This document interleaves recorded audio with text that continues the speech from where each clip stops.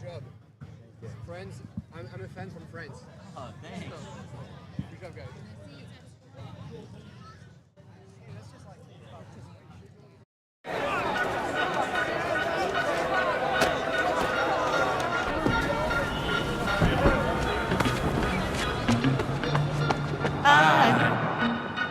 I love the colorful clothes she wears, and the way the sunlight plays upon her hair.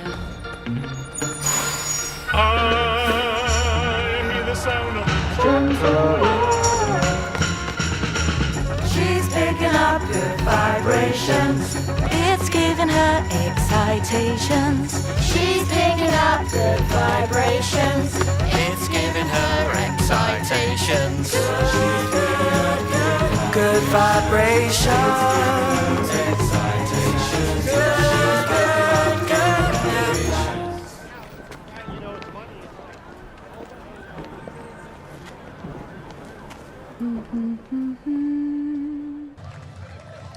All right, welcome to Citius Mag live at the 2026 World Athletics Cross Country Championships, presented by A6. Chris Chavez joined by Aisha Pratt-Lear and Eric Jenkins after what ended up being an awesome day of races. Beautiful day weather-wise. So we're gonna kick things off with a vibe check. I mean, the crowds, 10,000 is the number that I think was like floated around on the PA by Paul Swangard afterwards. 10,000 fans and spectators today, and they were all over the course. The excitement was palpable. So what'd you guys make of just sort of the atmosphere here?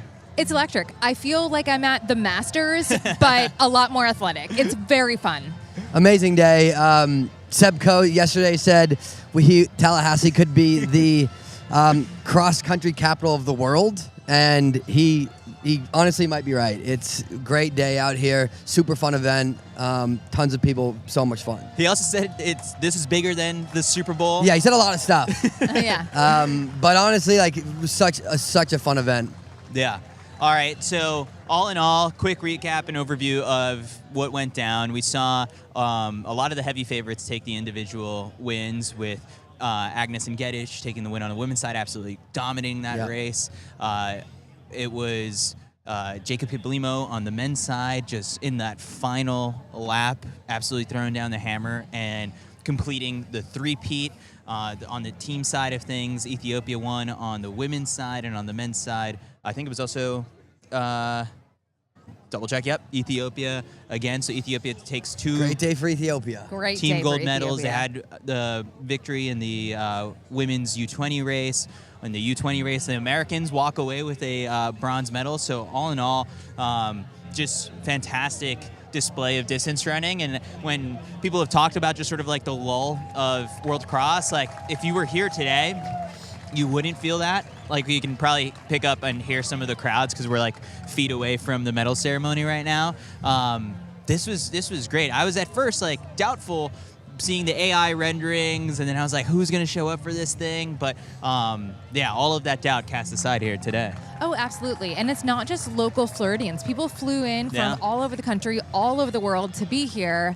And the atmosphere, we're at a world championship and it feels like it. Same as you, Chris. I was a little worried. Like I was hoping that there would be crowds. I was hoping there would be hype, and the people didn't let us down. No. And so let's get into unpacking some of these races. We'll go in chronological order. So for the people who watched, first off, the course itself. Like we got a little preview of it yesterday, and today, if you watch on TV, like you'd probably seen the clips and the photos on social media, but then all of a sudden, like now you're watching like the world's best athletes take to it, and it looked more fun. We made it look, I think, a little bit tougher, but for these athletes, like they were getting over those alligators through the water, through the mud, with not necessarily relative ease, but a lot quicker than we were going yesterday, and so it made for some pretty dynamic racing. So let's start with the mixed relay, which I think like maybe we didn't talk enough about just how much of a favorite Australia would have been in this one because of how loaded this team was. Aisha, you were very high on their prospects, but when you're starting off with Ollie Hoare and your anchor leg is Jess Hall, like there's a lot of confidence that in both of those legs, and it came together perfectly for them. It really did. And you think about Ollie and Jess being some of the best names in the sport, but not too far behind Jess is Lyndon Hall, who's I mean, she really sub broke it up. four. She really broke it open the whole race. Yeah, and Lyndon moved up and raced a 5K last year, I believe. Like she's showing strength. And that's what you need is you really need that 15 5K type specialty athlete. And they blew the race apart. It was incredible. I should have been even more bullish on them yesterday. Yeah. And then from there, Kenya made such a hard effort in that first leg, and the United States also, or the first two legs, I would say, it kind of caught up to them in the second half of it. So we ended up with France being in the mix, running super smart. On the final male leg, I think it was, you had Antoine Senard from France closing the gap on Jack Ansey, which set it up perfectly for Agatha Guillemot from, I think she was, European Indoor 1500 champ, I believe. For her to go head-to-head with Jess Hull, this one had theatrics there. And in France, I think, maybe we overperformed, I think, in this one. Agree. They weren't really that highlighted in any of the pre-race hype. They kind of flew under the radar, but I mean, again, I think they lined their team up so well. I think there was also strategy in who raced what leg. Yeah. I think that really played into their hand well, and maybe against the U.S.'s hand in some ways. Yeah, because the United States ends up finishing 5th. Ethan Strand first, Sage Hurtaklecker was 2nd, Wes Porter, Gracie Morris, and I guess maybe the hiccup was, I don't know, I guess you think of Sage as a really strong 800-meter runner. She went out really hard to keep up with the Kenyan, and then by the end, I think, it was maybe 3/4 of her leg, and ends up getting swallowed up by, there was South Africa, France, Australia. They were back all in the mix, and the United States really had to, I think, fight for that 5th place spot, because there was a good pack bunched up for bronze through 6th place. Yeah, I mean, Lyndon Hall in that second leg really made the race, opened up a big gap, and that's where it's just for an athlete like Sage, who is used to the shorter distances. It's a 2K, but a very tough 2K. Yeah. I think the conditions out there, you saw really great athletes struggle with the conditions. It's very hot. It's very humid. It's very humid. And then you add in the obstacles, and that you really can't get into that rhythm running that you want to in a cross-country event. So, they were making the obstacles look easier than we did, but it was very hard out there. Yeah, Kenya, which we thought would be the favorite for gold, ends up off the podium. They finished 4th. Reynolds share out with a strong leg, but there was just way too much work that was left for their anchor leg, Purity Chip Karui, to try and close the gap, because she ended up running almost as well, I think, as some of the anchor legs ahead of her, but it just kind of fell apart between 3 and 4. So your medalists in the mixed relay were Australia for gold, France for silver, Ethiopia for bronze. Strong running by Ethiopia, and this is I didn't even realize it because I wasn't paying as close attention to the Ethiopian mixed relay team, but here at Mashesha, who's one of the best 5K runners for them, was their anchor leg, and so they kind of had a little bit of a secret weapon there that we maybe overlooked going into this one. But once again, I guess these are the teams. What I like about the mixed relay is that it does bring in a couple other countries into the mix for the medals, because when we look at just sort of what the U20 and the senior races did, it is a lot of Kenya, Ethiopia, Uganda, and this one breaks it up and allows for some of those track stars to dabble in an event like this. It looks like a diamond league, right? Yeah. When you look at the names in the field, it really brings in the top class of track athletes, and I think that's why we saw Australia run away. I mean, they lined up a team of absolute studs, some of the best in the world, and it shows whether there's obstacles on the course or not. If the cream rises to the top, you think, just throwing an idea out there, the NCAA could implement a 4x2K at their championships?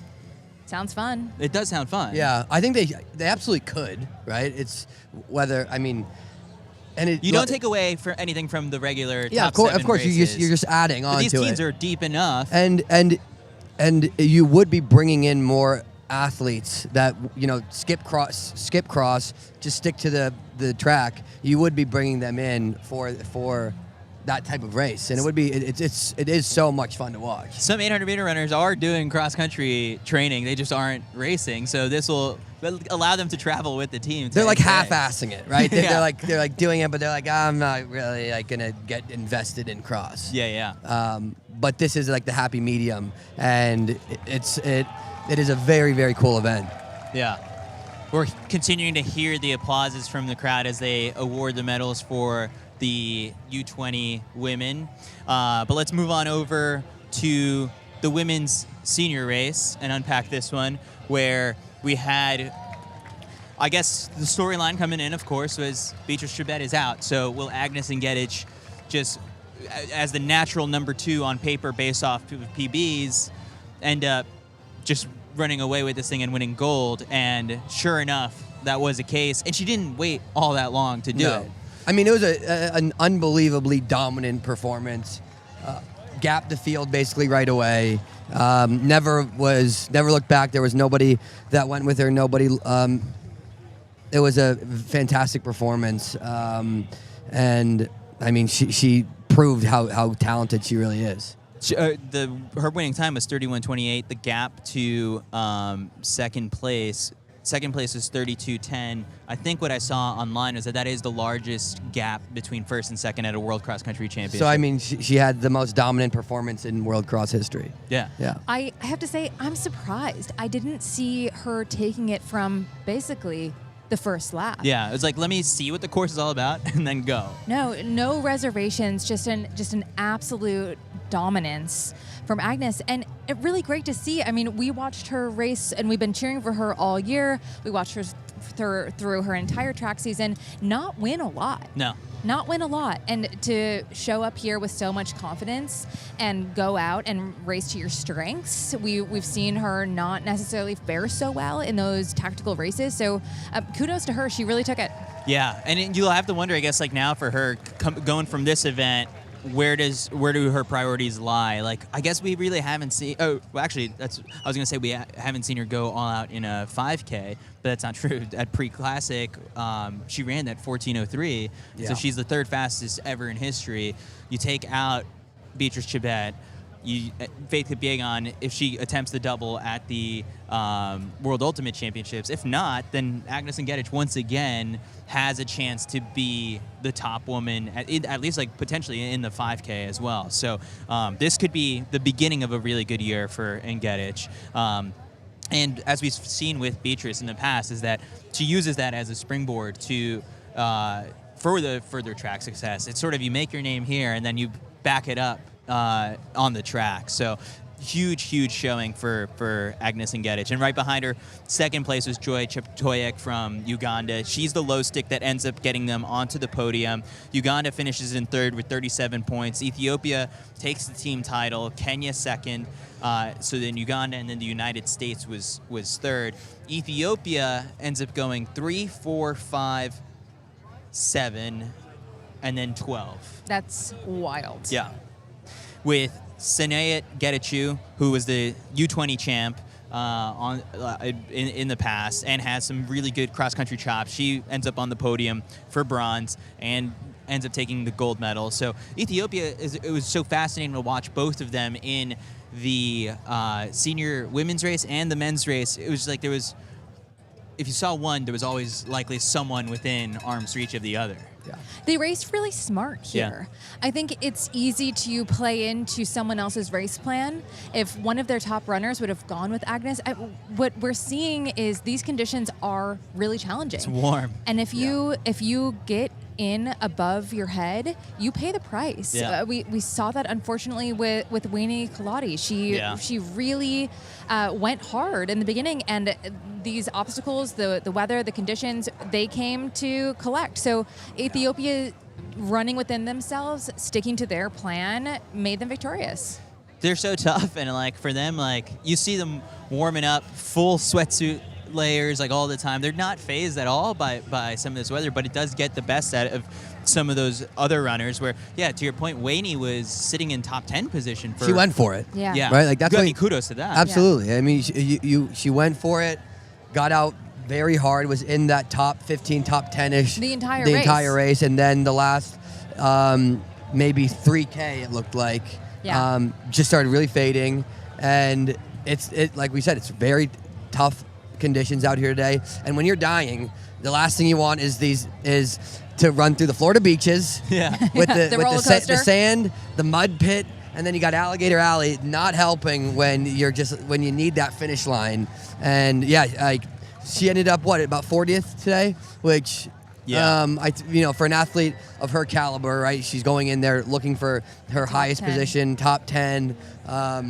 So I mean, she went for it, and it's like you said, it's just very hard out here today, and she ended up paying the price for it a bit. So the big ups for the top American on the day, which ended up being Edna Kurgat, who finished in 10th place She overall. raced fantastic, Yes, right? she She did. was right on, because you would see every lap she's keying off of Wayne, and was right behind her, and then managed when Wayne started fading, Edna was surging and had a great performance. Yeah. So the United States order ended up being, they finished 4th place with 83 points. Edna Kurgat was 10th. Carissa Schweizer was 17th. Katie Izzo was 24th. Grace Hartman 32nd. Emily Ventures 33rd. Wayne Claudia 40th. And I think yesterday I said a good day for Team USA would be 4th place, and with 2 women in the top 30, we end up 4th place with 3 women in the top 30. So They ran as a team. Yeah. like They did. they Yeah. were They did. all very packed up, all right together for the whole race. Yeah. They ran really smart. 4th place, and you can look at that and be like, oh, they're just off the podium. That's a big gap, right, between 4th and 3rd. But still, a great day for the Americans, and one step close to that podium. Yeah. I mean, there's a gap to close, but again, like, this is experience that you can stack up on. I think, 2 of the members of the team, this is their first World Cross Country Championship, and yeah, I think we'll see where this event goes for the United States. But another 4th place finish, I think is a good day, like we said before. Other ones to call out, just sort of as we look at these results, Lauren Ryan ends up finishing 13th, former Florida State Knoll. I think she was doing the tomahawk chop as she was crossing the finish line. The top European of the day was Spain's Maria Ferrero. So again, I mean, these results, yes, at the very top of it, dominated by Kenya, Ethiopia, Uganda. But then once you get into the teens and the 20s, that's where you start to see a little bit more of that diversity. So really, really fun women's race.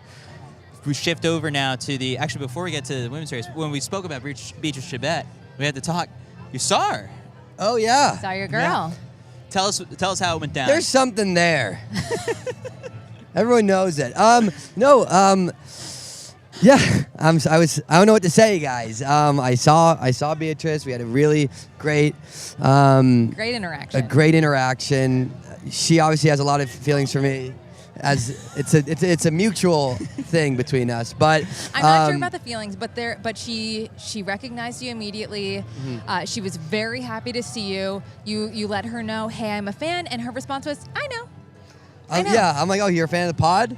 She must be. She At listens. least She sees must the be. clips. Yeah. But no, she looks great. She's glowing. Glowing. Glowing. Yeah. So happy for her. And now she gets to celebrate with so much Kenyan success here on the day. They bring out all the star, because it's like she's not racing, but they got Kenenisa Bekele in there. Everybody's wandering around World Athletics. Paul Turgat. Yeah. It's there is a whole lot There's of legends walking around, champions over in the World Athletics tent. This is the Super Bowl.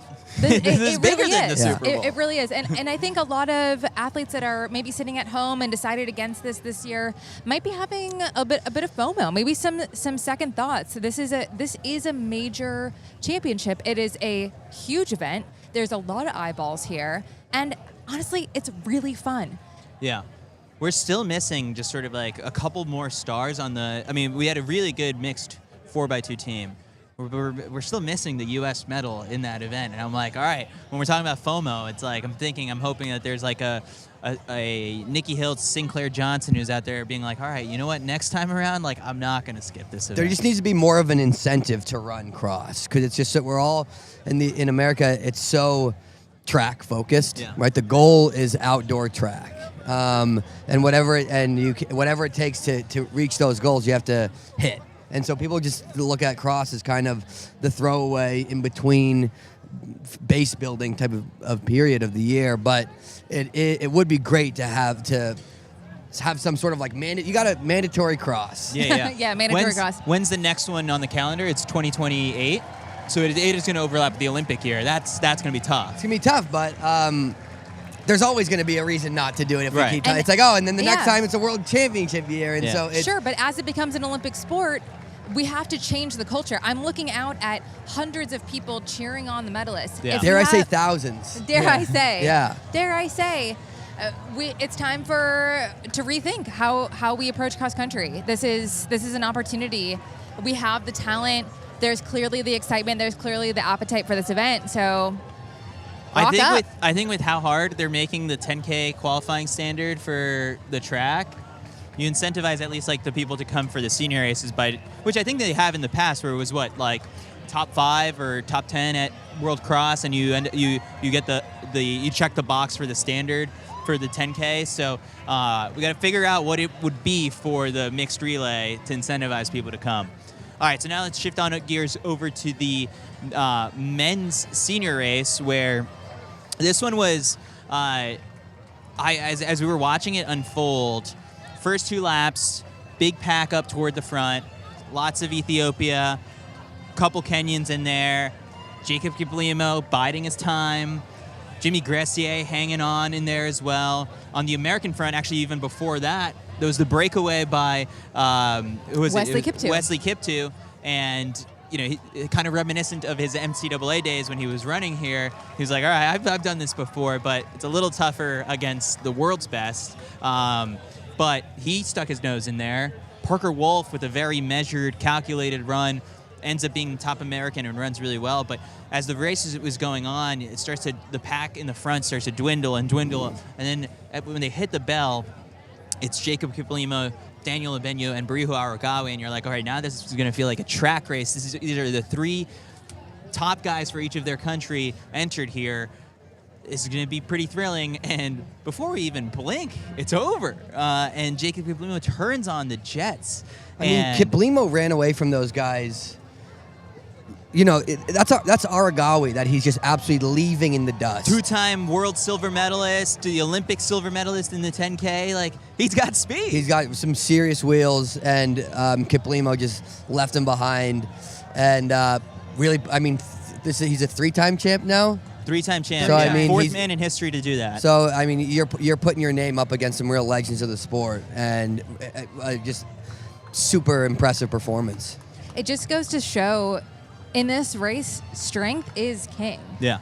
Right? Like, there is so much aerobic need going into 5 laps of a really grueling course in hot conditions, in tough conditions. You're racing the world's best in every discipline. But to see, time and time again, these strength-based athletes leading the charge, it's a signal to, okay, maybe I'm on the roads. Maybe I need to come back to cross. Yeah, and Kiplimo said that, just sort of like, now that he is full-on a marathoner, he still gets some benefit from doing World Cross, and further validation here today that he shouldn't stray away from what's made him successful so far. So if he continues to keep showing up to these World Cross Country Championships, he's going to only add to his legacy. And then in addition to that, hopefully continue to reap the benefits come the full marathon distance, because if he's gearing up for London, then what we saw here today is that you don't want to be with that guy with a mile to go, because he'll just shut the door on you. I mean, to shut the door on, again, like you said, Aragawi and Ebenyo, like that, was insane. So the winning time today, 28:18 for Jacob Kiplimo, is faster than the World Championship 10K gold medal time from Tokyo, where they ran 28:55. I mean, 28 low in these conditions on this course, running through all the obstacles is there's a reason why it looked so hard out there. I mean, they were just running a absolutely insane pace from the gun. Yeah, and so I guess like he's just a freak right now. Yeah, he's in a different kind of shape right now. I mean, you saw it when he was like on sub 2 hour pace in Chicago for a while. The guy's just on fire right now. America had kind of a tough. I'm thinking about an athlete like Nico Young. You could see him being the top American on a lot of days, and it really looked like he struggled a bit out there. Graham Blanks is another one. He held on and raced pretty well. But we got to talk about Rocky Hansen. First off, it was the news What this the morning. hell, man? He was here. Like he was out on the course, and he really could've wanted used to him. race. Could have used him. But then the decision came very late. Too late to get an alternate out here. Liam Murphy would have been the next in line. Liam Murphy's really good across. We could have used Liam Murphy. That's the part where ultimately I think like the difference between closing a bit of that gap between fourth and third. So Uganda ends up third with 39 points, and the United States was fourth with 81. We have a little bit other work to cut out for the United States, because when their low stick is number 1 and our low stick is number 12, we still got to find another way to get some points. But yeah, I mean, it kind of Parker Wolf 12th, Wesley Kiptoo 14th, Graham Blanks 19th. 3 guys in the top 20. That's great. It's a good day. It's a great day. Then it starts to get a little tough with Nico Young being as far back as 36th. Ahmed Mohammed, who was up there. Like, I'll give the guy credit for really going for it. But, I mean, the final lap or two catches up to him, and he finishes 46th. And then that was it. That's our team. We ran 5 guys today. That's Were we the only guy? I mean, only country to run 5? A couple other countries. I mean, there was countries who didn't even have a full team. Yeah. But then there were, when it's 5, I mean, it's just a lot of pressure on Yeah, I mean, everyone. if you're Team USA, you're trying to make a podium against countries that are as good as they are, you need a full squad. Yeah. Yeah, and like Max said, we're hosting. Yeah. Cross country capital of the world. Cross country capital of the world, and there's no room for error, and it really is a team sport. You need everyone to be on their A game, especially when you're trying to do something so big as end up on a podium. You need every person to have a great day, and if you're not even showing up with every person, it gets a lot harder. I mean, that's also, the cross country NCAA season is a long one. Yeah. It is. So I'm sure that he was. The injuries come usually, when you're getting pretty run down, right? So it's I think maybe it was just a week or two too long, but also logistically, I don't know. Like, do I fault USATF for not having the alternate here, regardless? Yeah. In general, I mean, we're at home. Why not? Yeah, you can fault them. Yeah. I mean. It's not like the travel was expensive. We didn't run a full squad in the world champs on your home soil.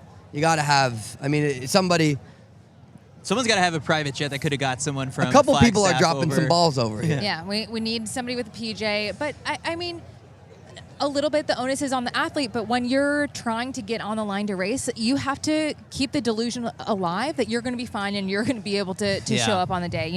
It's really hard when you've earned a spot, and he ran so well at U.S. Cross Championships that you don't really want to relinquish that spot, and you don't really want to let that possibility enter your mental space when you're doing everything to get on the line. Yeah, I agree, but there's also, it's like you earn that spot. And like if you want to show up and you're like, maybe I'm banged up, but I'm going to give it a go. But it's like you didn't even line up. And it's a team sport. And it's a team sport. There should have been somebody here. Like, you can say, look, hey, Liam Murphy, I'm going to do every single thing I can to make it to that line, but just a heads up, maybe I don't. And so get yourself to Tallahassee. Get yourself down to Florida. So yeah, it's like he earned that spot, but if you don't line up, somebody else could have. Yeah, it's unfortunate, but the result ends up being 4th place for Team USA. I mean, if we want to find the positives in all of it, looking at Parker Wolf finishing 12th, beating the likes of Adrian Wilscoot, who's someone who's been at World Championship and Olympic finals and run really well before. And he's a Florida State boy, right? Yep. Yeah. Beating Jimmy Gressier. Jimmy Yep. G, yeah. Beating the world champ. Is Parker Wolf's future in the Parker Wolf 10K?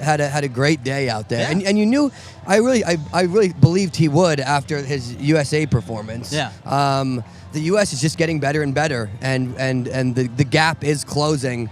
We're just in a great period right now for distance running. Hopefully Parker Wolf can stay healthy, keep improving. That Swoosh Track Club with Coach Mike Smith, they've just got so many great athletes all working together. They're all just going to get better and better, training with each other, feeding off each other. So excited for the future for all of them. It'll be an interesting juggling act for Mike, I think, in terms of just being able to tailor people who are like, we're going to focus on, you guys are going to focus on this event, because it's like when you got more than 3 guys from one country in a training group, potentially going after the same 3 5K spots, that's where it's complicated. For sure, but it's a good problem to have. It is a good problem to have. And yeah. also, it's like you'll run better in the races with all your teammates there. So yes, your teammates are going to be the ones who are vying for those spots with you, but that's how it always goes, right? It's like, Parker Wolf is trying to beat Ethan Strand when they were UNC teammates at NCAAs. It's nothing new to these guys. And that's where culture comes into play, right? As a team, you have to believe that one person's success is your own. And they clearly have a synergy going on in flag, and they're clearly believing that. And we talked about this on the women's side of this event is such a springboard. And watch Parker become a household name. I mean, this is a really big step up from, he's been running great, but to be 12th at your first ever World Cross Country Championship, beating people that are unbelievably world-class, top athletes in the world, that has to give you such confidence and such momentum going into really the next Olympic cycle. And it's like this course it looked like there was periods where you're kind of, even though you're not necessarily no man's land, but there's not like a big group of people working together. It was so strung out, and Parker Wolf would be in, like top 15, and there would be periods where there's a lot of space, right? Like there's not like tons of athletes to feed off of, people to drag you along. It got really tough out there. It seemed like for all the obstacle talk, and they're like, we're gonna force them to run through the mud pit. They didn't. They had the little sliver on the side, and they all took it. Of course they took it. I noted that. I can either take the sliver on the side, or I can run through like 3 feet of just solid mud. Yeah. I'll go for the sliver. The race organizer's like, what? They're like, we're supposed to move the barricades just a couple more feet in. Eric, they're almost in the mud pit. Yeah. You know how long I worked they're on like, that mud somebody pit? go force them into the mud. But yeah, it was really tough conditions out there. And we've got, how long till we got to go race? Hour 20. So we got to warm up soon. Yeah, okay. We got to elevate these legs. We've been running around all day, back and forth for these races. The spectator friendliness of this course is fantastic. This is exactly what we were talking about. We need loop courses that are accessible, the inside of the course, the outside of the course. It felt like, I haven't been at a cross-country race in I don't know how long, but it felt like we were back in high school cross-country, The parents are running to and fro, and we're the ones out there like idiots running around the course, screaming our heads off. It's so fun. It's great to be back at cross. Part of the beauty to the logistics and the local organizing committee pulling this whole thing off is the fact that tomorrow is the USATF Club Cross Country Championships, and so a lot of people from all over the country came down, and I think they're making them pick up their bibs and stuff here. So it's like, all right, it's perfect. It's very smart. It's a great thing to do. Very smart. It's just like you're getting more people here, more fans. And it's people who are competing, but they're also, the biggest fans. It just makes, I'm sure it's tough logistically to stack the races like that, but it makes so much sense from a fan perspective to see everybody here. It's an incredible turnout. I don't know what kind of numbers they were hoping to do and what they thought they would do. They had 6,000 tickets sold as of yesterday, and so now the 4,000 people showed up day of. I would think that they're like, this is a great turnout. But the energy and everybody here, it really is a huge positive for the sport. So it's like the question is, we don't have a World Cross that we're going to have to host every year, so it's like, how do we stack these two events? There was the attempt, obviously, with NXN and US Cross, that day, I guess, like maybe a lot of the high school kids didn't necessarily stick around for the pro races. It was cold. Everyone's got to get back together. pouring Team. rain. Quite possibly like the exact opposite of this weather. Yeah. For viewing Yeah. in Portland, Oregon. So it's like, all right, we know how valuable a U.S. Club Cross Country Championships can be for a turnout. So let's get strategic about putting it in the right spot. So we learned a lot from an event like this. Yeah, hats off to the local organizing committee. I mean, none of this stuff is a no-brainer. They had to put a lot of pieces together to pull this off, and they created such an amazing event that it's packed. It has exceeded expectations. Talking to people around the course, people from everywhere. They really pulled it off. Having kids be free, having the races go. There are so many young fans here, and that's what this sport really needs. Is where's the next generation of fans going Totally. to come from? And it's grassroots initiatives like that. Yeah. So if we go back to just really quick to what the medalists were. So on the team side, it was Kenya with the gold medal, 19 points. Uganda did give it a good run, ends up in silver. Ethiopia for bronze, I believe, right? Or that order might be for the men's race. Ethiopia first. Sorry, first. yeah. I Ethiopia was looking first. at two different team standings. Well, we still got to harp on the fact that these results sites by World Athletics still need a little bit of improvement. But overall, solid race day. Eric, if you could hand your mic to Paul. Yeah. Paul, really quick, give some kudos over to the men's U20 Team USA performance today. Oh, yeah. So Team USA picks up a bronze medal in the men's junior race. I believe they said in the mix zone it's only the second time they've ever medaled in that race. The first one was in Bathurst 3 years ago. NXN champion and Brooks champion Jackson Spencer he finished 18th, was the second American, but Cal Poly freshman Tyler Dalick. Performance of the day. Lost his shoe a little over 1K in on the first lap in the mud, which is a threat that a lot of people are talking about, so I guess he probably should have taped his spikes up a little bit. But loses his shoe in the first K, basically, and then finishes the race in 16th. He moved up a couple spots on the last lap, I believe. So he wasn't just surviving with one shoe on, he was thriving. And he finishes 16th. We had, I think, another guy finished like 20th. The junior team did a really good job of packing up. And so they had a pretty good spread and take a bronze medal, which is our only team medal of the day, unfortunately, but what a race to do it in. The future's bright for Team USA. Future's bright for Cal Poly, I guess, too. That too, yeah. All right, so I think that does it for our full recap of this race, because I'm looking at the clock and I'm like, we need to get the legs up, change. Let's elevate, yeah. Get our ASICs. Get our You're minds going right. with the Nova Blast 5s? I'm going to go Nova Blast 5, yes. I'm going Super Blast for this one. And so we're going to give this race our best effort. At times was I thinking maybe the 2K would have been better for us, but we're going 4K. You didn't give us the option of the 2K, I know and I didn't I'm give going the to option. I like complain it. to No, HR. I'm glad we're doing the 4K. Yeah, all right. Yeah. He's glad.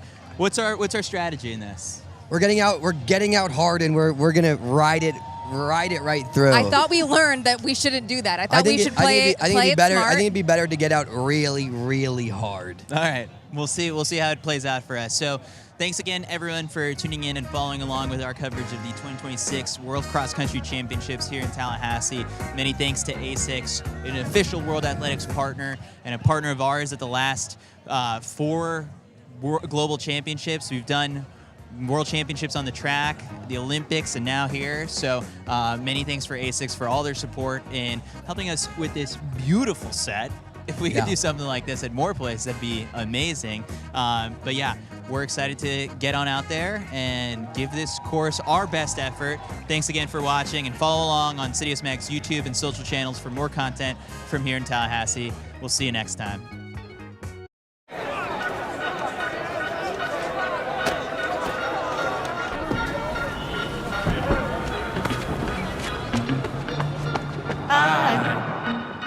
I love the colorful clothes she wears. And the way the sunlight plays upon her hair. I hear the sound of